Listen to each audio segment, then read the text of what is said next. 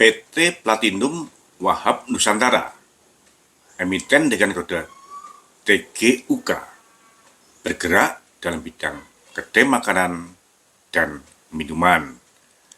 Sesuai dengan prospektusnya, menjelang listing pada Juli tahun 2023, disampaikan bahwa usaha perseroan sedang berkembang cukup pesat. Saat itu, TGUK mengklaim bahwa telah mempunyai 145 gerai dengan rincian 57 gerai berbentuk booth berukuran antara 2,5 x 2,5 sampai dengan 4 x 4 meter persegi yang umumnya terletak di lokasi supermarket atau minimarket. Saat itu, TGUK telah bekerjasama dengan grup Alfamart. 87 gerai berbentuk ruko yang disewa dari pihak ketiga, milik sendiri maupun mitra usaha. Dan 1 gerai berbentuk food truck yang tentunya merupakan milik sendiri.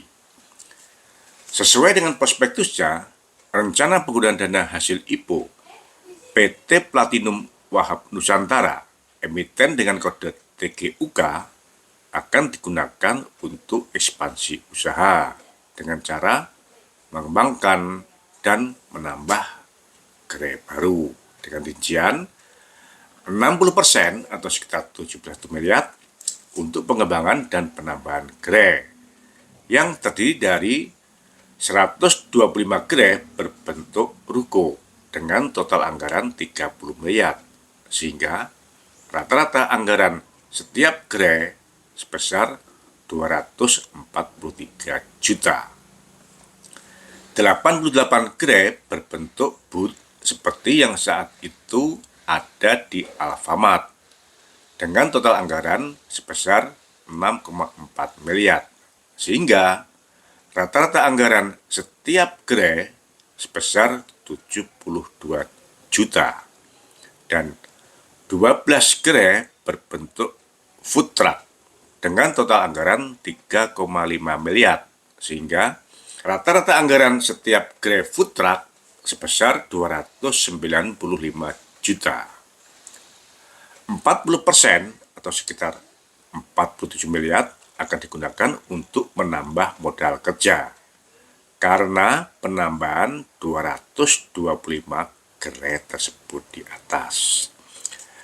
Menurut saya, deskripsi prospektusnya cukup jelas. 60% untuk investasi pengembangan gerai dan 40% untuk menambah modal kerja yang diperlukan karena penambahan gerai tersebut.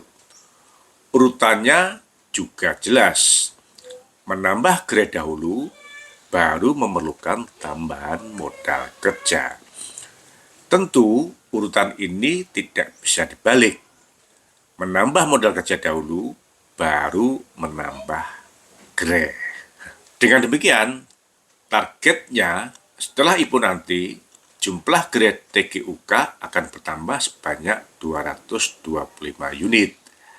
Dari sebanyak 145 unit sebelum IPO menjadi 370 unit setelah IPO. Dengan rincian, dalam bentuk booth berubah dari 57 menjadi 145 unit. Dalam bentuk ruko bertambah dari 87 menjadi 212 unit. Dan dalam bentuk food truck dari hanya 1 menjadi 13 unit. Namun ternyata para investor TGUK harus menghadapi kenyataan yang pahit karena hanya dalam waktu 1,5 tahun setelah IPO, gerai TGUK bukannya bertambah, namun justru menyusut menjadi hanya sebanyak 35 unit. Di bawah 10% dari target sesuai dengan prospektusnya yang sebanyak 370 unit. Jadi, rencana pembukaan gerai baru sepertinya hanya bualan saja, karena yang terjadi justru penutupan gerai. TGUK hanya sempat menambah gerai baru sebanyak 7 unit sampai dengan Desember tahun 2023. Sehingga total gerai saat itu pada Desember tahun 2023 mencapai 152 unit. Namun, 6 bulan selanjutnya, jumlah gerai menyusut 50% menjadi sebanyak 83 unit pada Juni tahun 2024 dan menyusut 50% lagi dalam 4 bulan berikutnya, sehingga tinggal menjadi 35 unit pada Oktober tahun 2024. Namun, meskipun jumlah gerai yang menyusut menjadi hanya 24% dibandingkan dengan jumlah gerai sebelum IPO, tambahan modal kerja dana hasil IPO juga telah digunakan sebesar 100%. Bahkan, sesuai dengan laporan keuangannya, bila kita bedah, sebenarnya dalam waktu 3 bulan setelah listing, pada September tahun 2023, TGUK telah menggunakan 100% dana hasil IPO. Menurut saya, mestinya ini sudah bisa menjadi sinyal fraud apabila OJK benar-benar mempunyai sistem pengawasan terhadap emiten yang baru listing. Penegasan penggunaan 100% dana hasil IPO ini dilakukan sesuai dengan surat TGUK kepada BI tanggal 15 Januari tahun 2025 yang ditandatangani oleh Direktur Utama TGUK, Saudara Maulana Hakim. Ironisnya, hal ini dilakukan hanya dalam waktu 1 minggu setelah TGUK mengumumkan penutupan 100 gerainya. Koplak banget kan? Dengan kondisi di atas, menurut saya, patut diduga TGUK telah melakukan fraud terhadap dana hasil IPO. Oleh sebab itu, sebagai bukti kesungguhan OJK dalam melindungi para investor retail, menurut saya, OJK harus segera melakukan investigasi dan bila terbukti fraud, OJK harus melanjutkan dengan melakukan upaya penegakan hukum terhadap TGUK. Apakah OJK masih mempunyai gigi? Selamat datang di Investor Level C.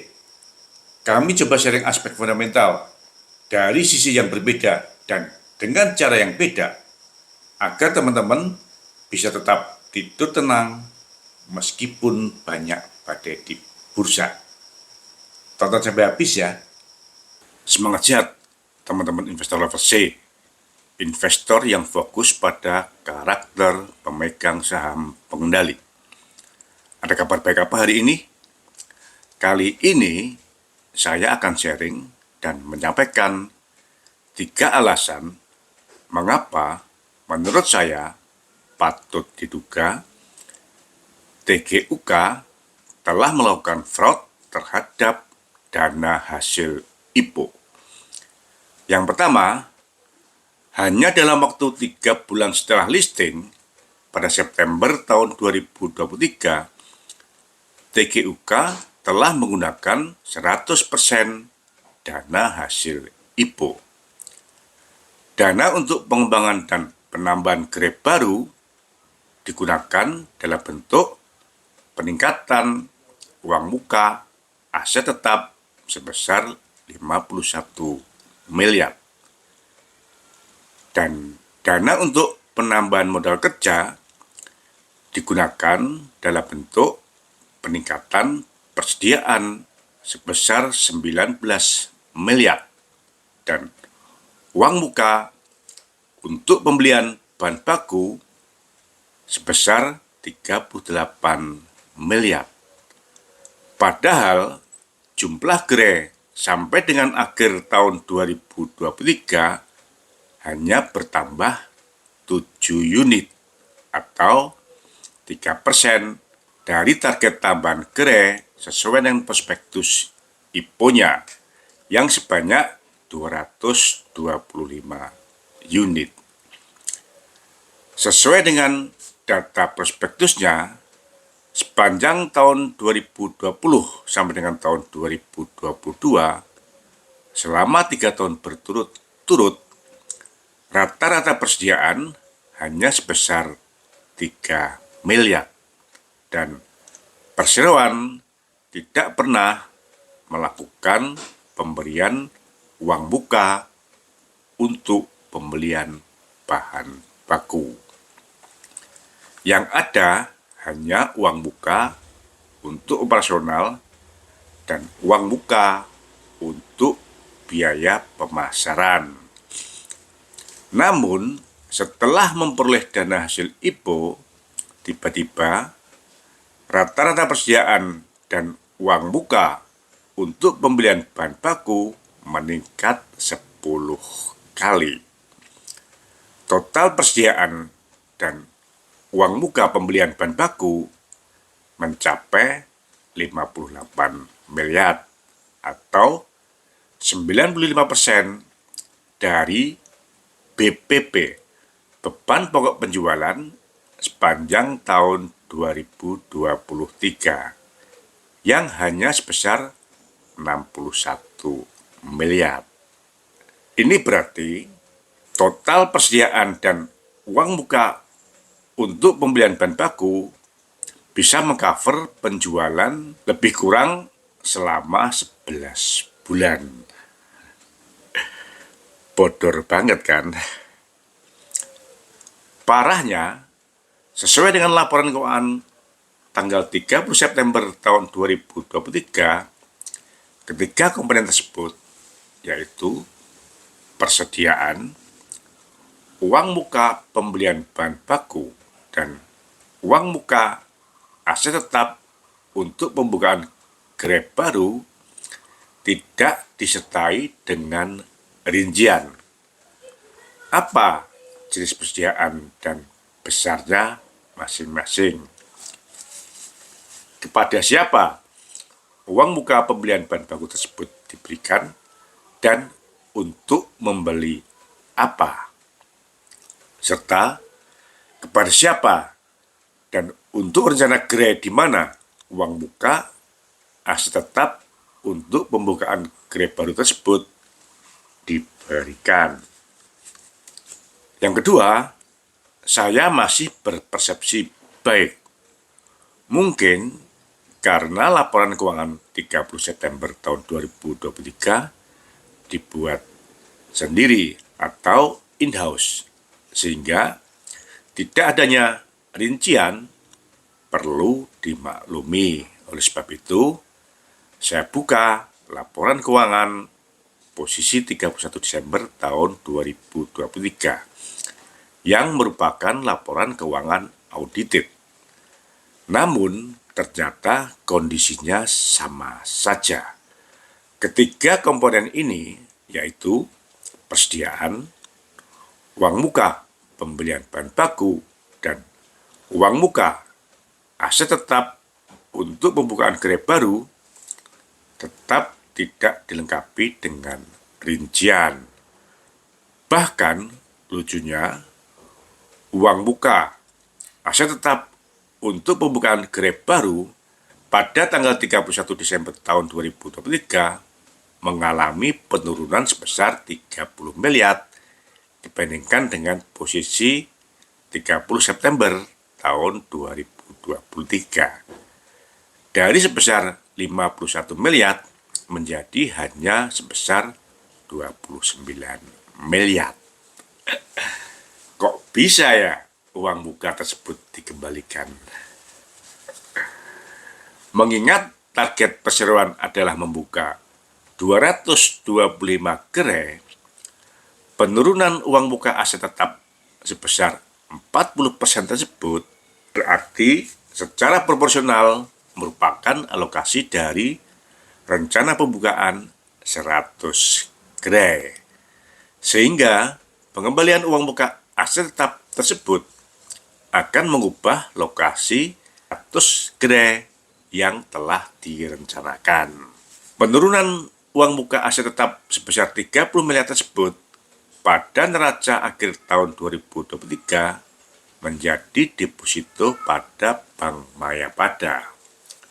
Hal ini dipertegas dengan surat dari TGUK kepada OJK pada tanggal 6 Februari tahun 2024 yang mengkoreksi surat sebelumnya tanggal 15 Januari tahun 2024. Namun, uang muka aset tetap untuk pembukaan gerai baru ini kembali meningkat menjadi 62 miliar atau meningkat sebesar 33 miliar atau naik 120% hanya dalam waktu 3 bulan, sesuai dengan laporan keuangan pada 31 Maret tahun 2024. Di samping itu, laporan keuangan audit juga menunjukkan bahwa sampai akhir tahun 2023, meskipun terjadi peningkatan persediaan sampai dengan 10 kali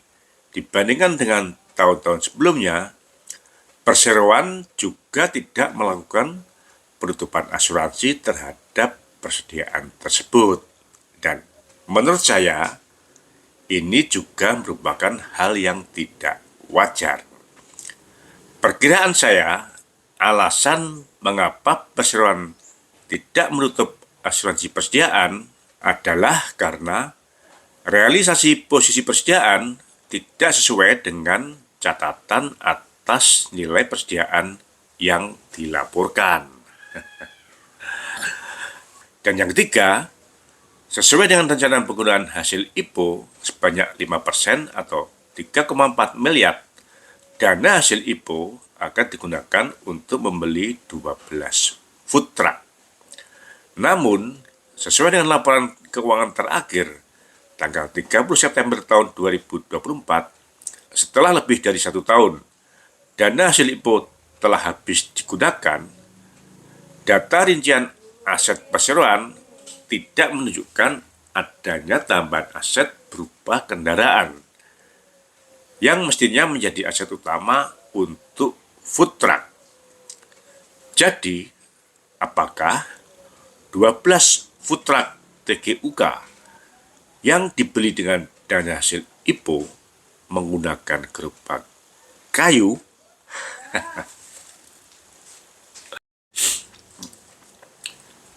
Adanya peningkatan persediaan sampai dengan 10 kali, padahal jumlah gerai turun menjadi hanya 25% dibanding sebelum listing, dan habisnya dana hasil IPO yang tidak linear dengan rencana penggunaan dana hasil IPO, menurut saya sudah merupakan bekal yang cukup bagi OJK untuk melakukan investigasi kemungkinan adanya fraud terhadap dana hasil IPO TGUK.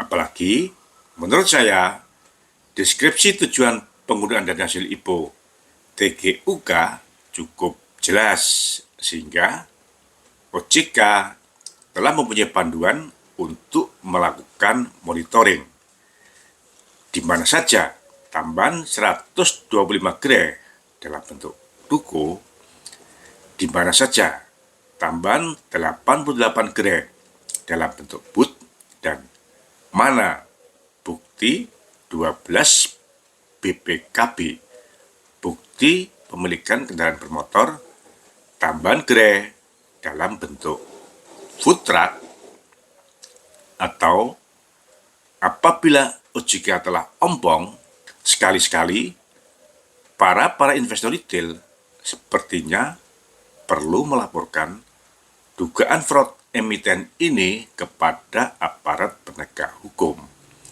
atau mungkin bisa jadi kepada Mas Wapres.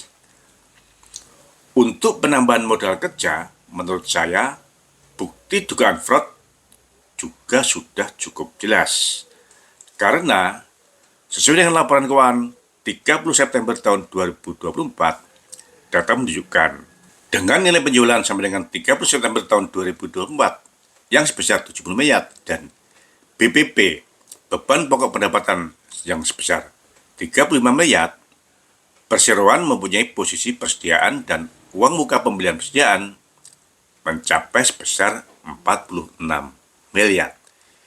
Ini berarti total persediaan dan uang muka pembelian persediaan akan mampu mengcover kebutuhan beban pokok penjualan sebesar 98% dari kebutuhan perseroan selama 1 tahun. Persediaan akan mampu mengcover kebutuhan bahan baku perseroan selama lebih kurang 6 bulan. Dan kebutuhan bahan baku perseroan dari bulan ke-7 sampai dengan bulan ke-12 ke depan telah dibayar oleh perseroan. Ijonnya mungkin sejak pembibitan ya. Dengan jenis usaha yang merupakan minuman dan makanan dengan bahan baku yang sangat mudah didapat di pasar, mungkin hanya anak buah Fufu Fafa yang dapat percaya bahwa untuk usaha seperti ini, perseroan harus menyiapkan kebutuhan bahan baku selama 1 tahun. Menurut teman-teman bagaimana? Kasih komen dan semangat sehat ya. Terima kasih telah menonton. Jangan lupa kasih komen agar channel Investor Level C selalu lebih berkualitas. Dan jangan lupa sharing agar teman-teman lainnya bisa mendapatkan manfaat dari channel Investor Level C. Terima kasih.